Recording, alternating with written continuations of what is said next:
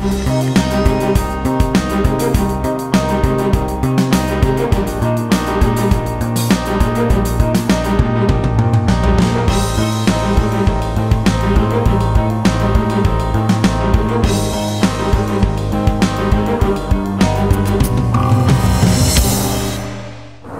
I-95 Turnpike corridor is one of the busiest roads in northern New England. With that kind of traffic, inevitably comes incidents. As first responders, you'll be required to secure, service, and clear incident scenes along this roadway. To do that properly, you should adhere to the following rules, practices, and procedures. These practices, which we will introduce to you in this video and explain further in your training, were developed by the Maine, New Hampshire Traffic Incident Management Committee. This meeting of police, fire chiefs, and agencies along the I-95 Turnpike corridor took place as a result of a 2010 post-incident review. At any incident scene, there are three major priorities. First is life safety. You need to create a safe zone to ensure the safety of those involved, including first responders, and attend to the injured. Next is incident stabilization. You need to minimize the impact of the incident on the flow of traffic while still maintaining that protective buffer zone for the safety of you and your fellow responders. Last is traffic restoration. You need to restore traffic to normal conditions as soon as it is safe to do so. Every year, police officers and emergency responders are killed by inattentive, distracted, or impaired drivers. A small crash scene can become a major incident, and those tasked with helping can find themselves in need of help.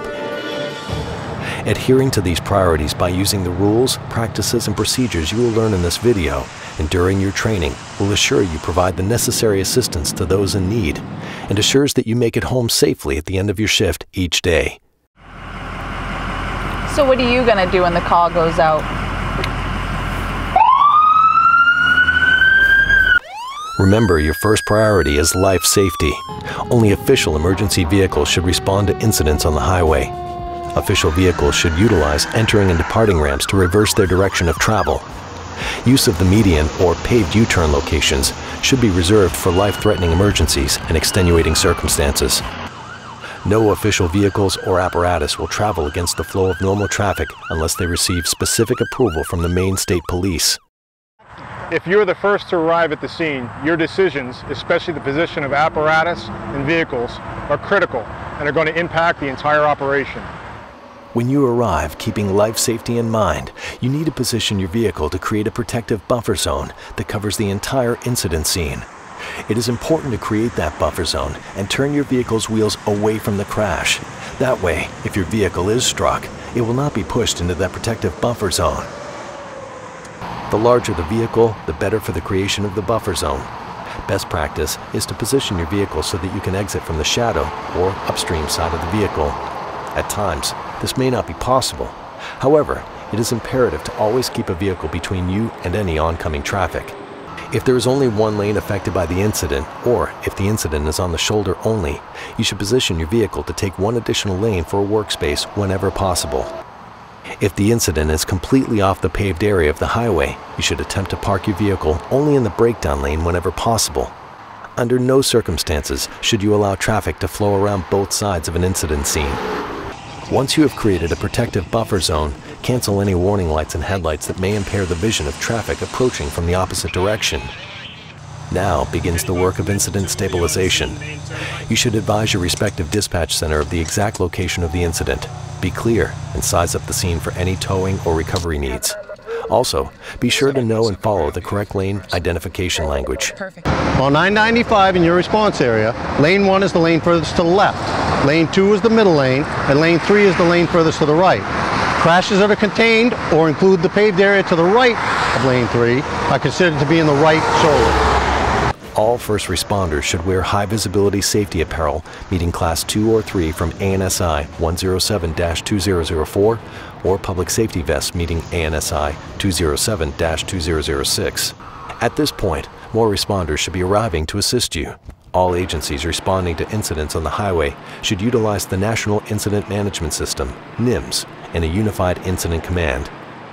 With more personnel and vehicles arriving, it is important to establish as soon as possible the essential 5 components of an incident scene.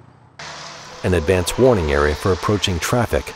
A transition area to divert traffic around the incident scene. the buffer space you began to create when you first arrived at the scene, and that should now be bolstered by the appropriate on-scene vehicles that have subsequently arrived. The active workspace. And lastly, a termination area where traffic is restored to normal. Quick and efficient creation of these 5 components is essential to the safety of the scene and for the optimal clearance and restoration of normal traffic. That is your final priority. Through the rules, practices, and procedures developed by the Maine, New Hampshire Traffic Incident Management Committee, you will be given the tools to help restore traffic to normal conditions as soon as it's safe to do so. Of course, this is only the barest outline of your responsibilities as first responders on the I-95 Turnpike corridor. However, if you adhere to these rules, practices, and procedures, you greatly increase your safety, the safety of your fellow first responders, and the safety of incident victims. In addition, following these rules, practices, and procedures will mitigate the impact to traffic and allow the restoration of normal traffic flow in an optimal amount of time. So always remember, safety first, then scene stabilization, then traffic restoration.